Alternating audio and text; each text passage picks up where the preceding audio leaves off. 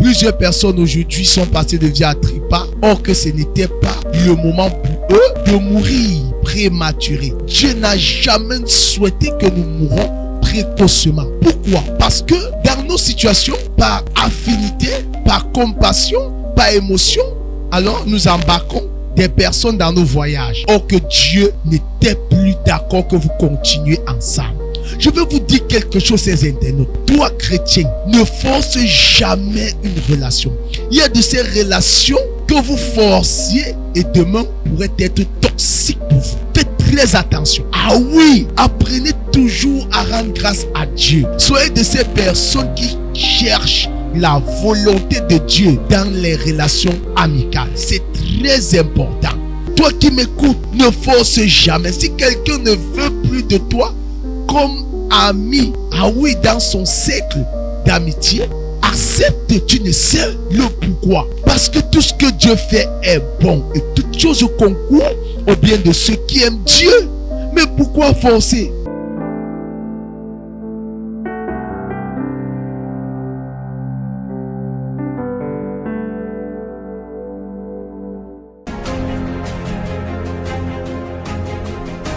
Au plaisir de vous savoir encore des nôtres, chers internautes. Je suis le prophète Armel Kenyé.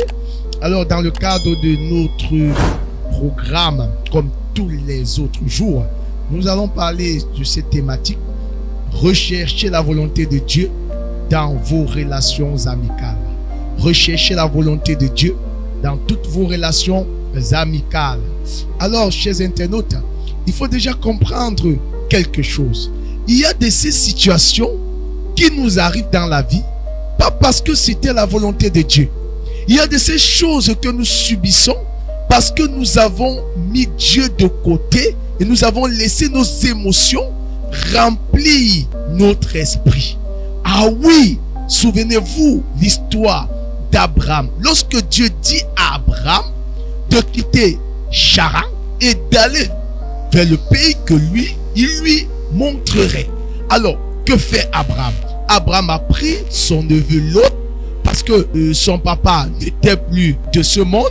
Abraham a manifesté de la compassion, ce qui n'était pas d'ailleurs mauvais.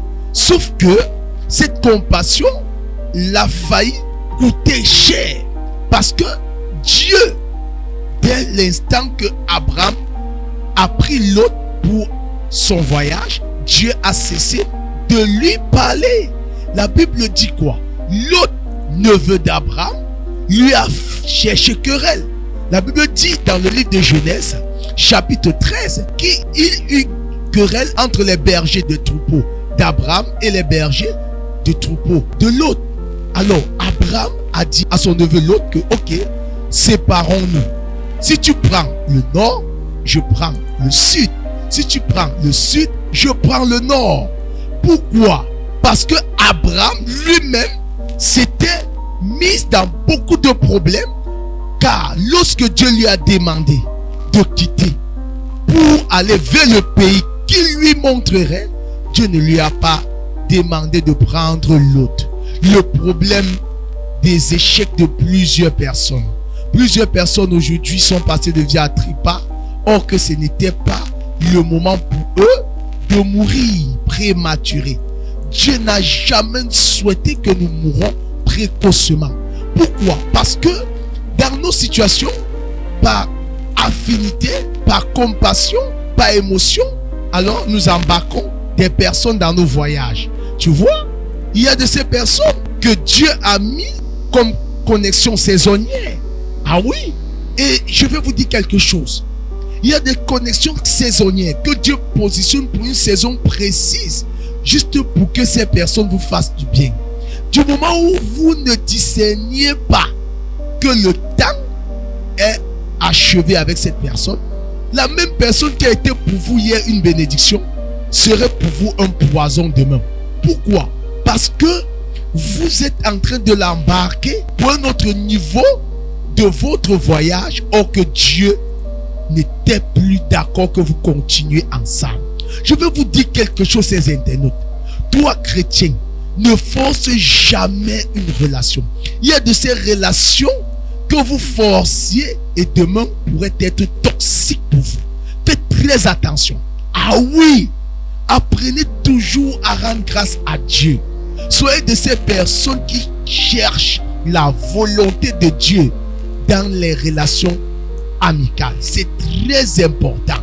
Ah oui, j'ai souvent entendu des jeunes fiancés, surtout les jeunes sœurs, elles pleurent, se lamentent. Oh non, j'ai fait du bien à ce fiancé. Il m'a promis.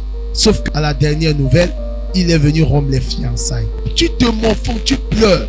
Mais rends grâce à Dieu. Si réellement, il était celui avec qui tu allais faire long fleuve. Mais certainement, il reviendra. Et d'ailleurs, Dieu n'aurait pas permis. Il faut savoir que Dieu, des fois, pour nous bénir, doit nous imposer un certain principe de vie.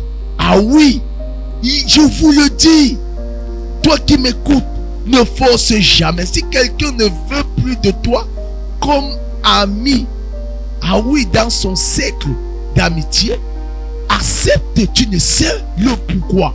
Ah oui, parce que tout ce que Dieu fait est bon et toutes choses concourent au bien de ceux qui aiment Dieu. Mais pourquoi forcer?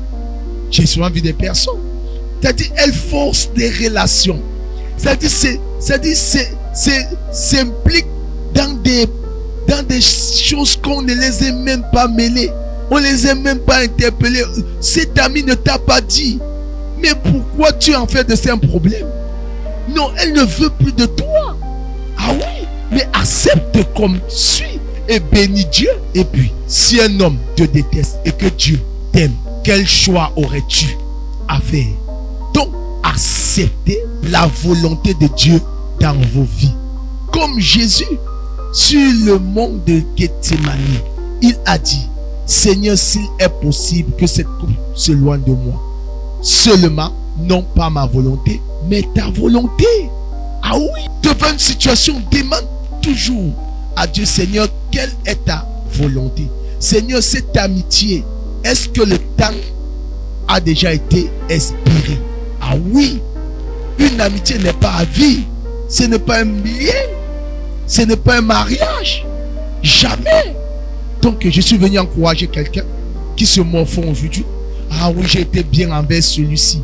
Voici ce qu'en revanche, il m'a donné comme remerciement. Non, reste tranquille. Ah oui, cette personne ne t'appelle plus. Peut-être parce qu'elle est en Europe aujourd'hui. Mais l'Europe n'est pas l'Eldorado. Accepte comme ça et reste dans la position qu'on t'a placée. Et avance avec Dieu. Le meilleur est à venir. Soyez bénis, vous qui avez été régaillardis, reconfortés, encouragés. Que l'Éternel vous bénisse. Surtout, laissez-moi vos commentaires et multipliez les partages. Que Dieu vous comble de toutes ses grâces et de toutes ses bénédictions. À nous revoir à nos prochaines éditions. Shalom. Suivez les programmes du ministère du Salut en continu sur nos plateformes Facebook et YouTube. N'oubliez surtout pas de liker et partager.